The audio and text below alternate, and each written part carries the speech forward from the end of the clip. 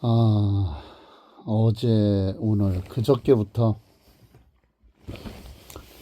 그 중국산 아토들이 뭐 BID 뭐 선전하고 뭐 포털에서도 그렇고 유튜브에서도 그렇고 아주 굉장히 뭐 가격이 좋고 뛰어나다고 난리를 피고 있습니다.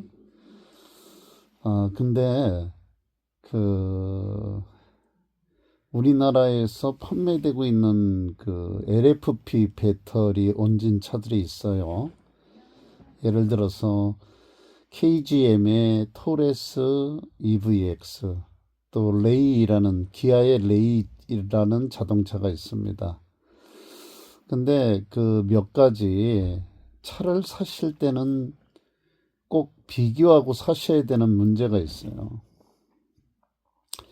그 토레스 EVX가 보통 한 뭐 300km 정도 나온다고 합니다. 근데 겨울에는 200km밖에 안 나와요. 예, 실질적으로 그렇게밖에 안 나옵니다. 영하로 떨어지기 시작하면 충전하는 것도 급속 충전이 50% 이상 되면 굉장히 느려집니다. 예. 근데 토레스 EVX가 몇 킬로와트짜리냐면 73.4킬로와트짜리예요. 그러니까 거의 구형 EV6랑 용량이 비슷해요. 예, 지금 나온 거는 아마 84킬로와트? EV6가 이런 걸로 알고 있는데 그 전에 나온 모델은 77킬로와트짜리예요. 근데 77kW짜리 EV6가 몇 킬로 가냐면 겨울에 영하로 뭐 5도 10도 막 떨어졌을 때 400에서 430km 정도 갑니다. 그런데 이 토레스 EVX는 몇 킬로 가느냐? 200km 정도. 예, 그 정도밖에 못 갑니다. 또 무게는 30%가 무겁습니다. 그럼 생각해 보세요. 거의 용량은 다 비슷하잖아요. 74kg나 77kg나 3kW 차이인데 충전을 하면 충전비는 거의 비슷하게 들어가겠죠. 근데 차를 운행하는 거리는 이렇게 많이 차이가 나요. 거의 뭐 더블에서 70% 정도 차이가 나잖아요. 그런데 이 LFP 배터리에 대한 문제는 뭐 안전하다 뭐 이런 소리 막 하고 그러는데 그거는 모르는 거예요. 중국에서 그 유튜브 올라오는 거 보면 차가 가다가요 터져가지고 하늘로 치솟습니다. 안전하다고요? 뭘로 증명하죠? 예, 제가 알기로는 한국의 NCM 배터리가 훨씬 안전합니다. 그리고 보세요. 아니 그렇게 성능이 좋은데 왜 싸게 팔아요? 지난번에 테슬라도 LFP 배터리 온진 차를 싸게 팔았어요. 예. 그리고 토레스 EVX도 그 NCM 배터리 온진 국산차보다 훨씬 싸게 팝니다. 왜 싸게 팝니까? 비싸게 팔아야지, 좋아야지. 중국의 CATL이라는 LFP 배터리 만드는 회사가 어떻게 하든지 NCM 배터리를 만들려고 발버둥을 칩니다. 그래서 카피도 하고 막 별짓을 다 하지만 한국의 SK온, 삼성 SDI, LG에너지 솔루션, 에코프로비엠 이런 회사들이 웬만한 NCM 배터리의 특허권을 다 가지고 있어요.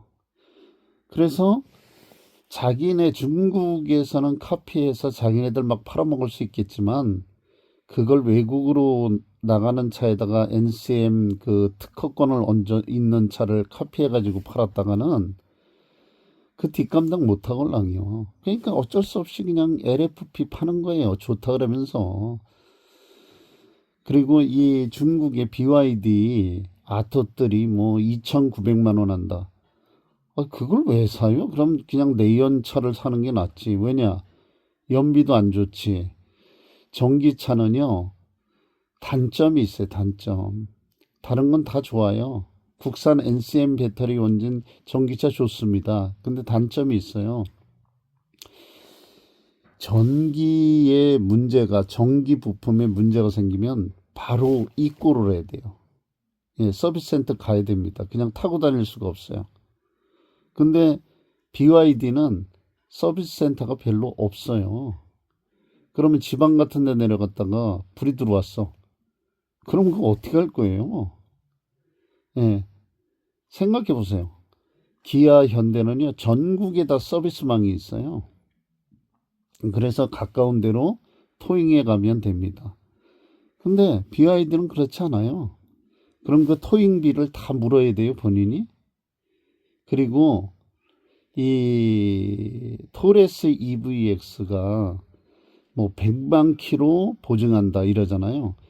배터리는 100만 킬로 갈 수 있을 것 같아요, 제가 보니까. 왜냐면 EV6 아이오닉 5가 지금 40만 킬로 탄 사람도 많이 있고요. 유럽에서는 100만 킬로 이상 탄 사람들도 막 나오더라고요. 찾아보세요.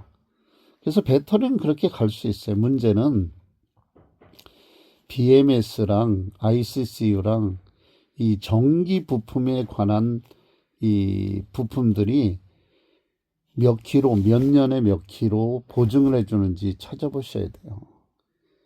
그래서 그 ICCU나 BMS나 전기 부품에 대한 게 이 자동차 회사들이 몇 년 몇 킬로까지 보증하라는 이유는 테스트를 해봤걸랑요. 그러니까 테스트를 해보고 요 정도 선에선 고장날 확률이 있다. 그러니까 그 평균을 내서 그 정도 선에서 그 보증 기간을 정해 놓은 거예요. 그러니까 그런 거는 싹 빼고 배터리만 어쩌고 저쩌고 얘기하면 안 된다는 거예요. 그래서 차를 살 때는 저 같은 경우엔 차를 살 때 첫째 디자인을 봅니다. 왜? 한두 해 타는 것도 아닌데 탈 때마다 차가 좀 멋있다 이런 생각이 있어야지.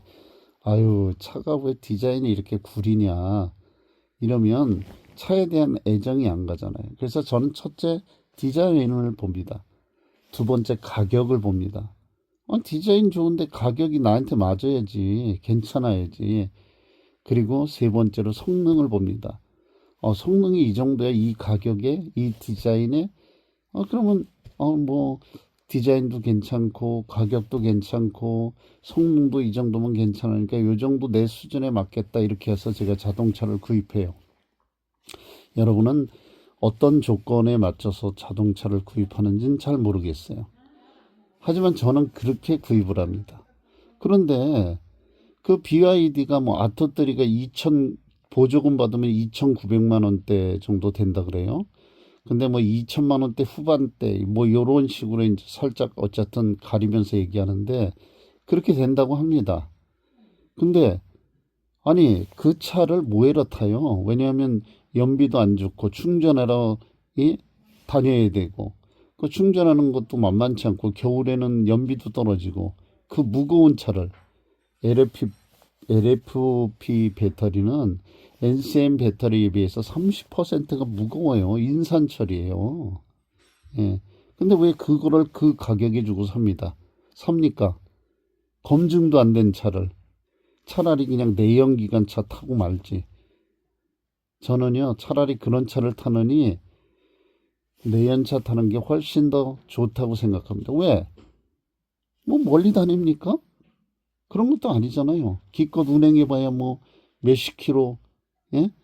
얼마나 운행하시는지 몰라도 한 달에 몇 킬로 운행하는지는 몰라도 내연차가 훨씬 더 좋을 수 있어요. 지금은요. 그런 거면 저는 물론 전기차를 타고 있어요. 제 직업상 전기차가 훨씬 유리합니다. 그런데 이런 것을 비교하지 않고 그 포털이나 이 유튜버들의 지들은 안 사요. 그런 거. 걔네들은 유튜브에서 막 뭐 서프라이징을 남발하면서도 지들은 그렇지 않습니다. 왜? 안 좋은 거 알걸라.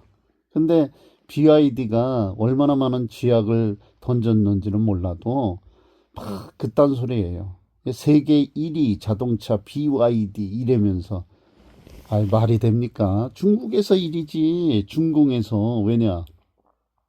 중국은요 700만 원짜리 차도 많고요. 그거보다 뭐 그런 비슷한 종류의 싸구려 차들이 널렸어요. 예, 전기차 중에. 그러니까 그런 거 다 몽땅 그려서 중국에서는 인구가 15억이니까 예? 중국에서 많이 팔렸다. 세계 어디에서 중국 차가 세계 1위 합니까? 말도 안 되는 소리. EV들이가요 유럽에서 호평을 받고 있어요. 그리고 국산 전기차가요 아이오닉 5, 아이오닉 6, EV6 이런 차들이요 EV9 이런 차가요 전 세계의 어워드를 휩쓸고 있어요.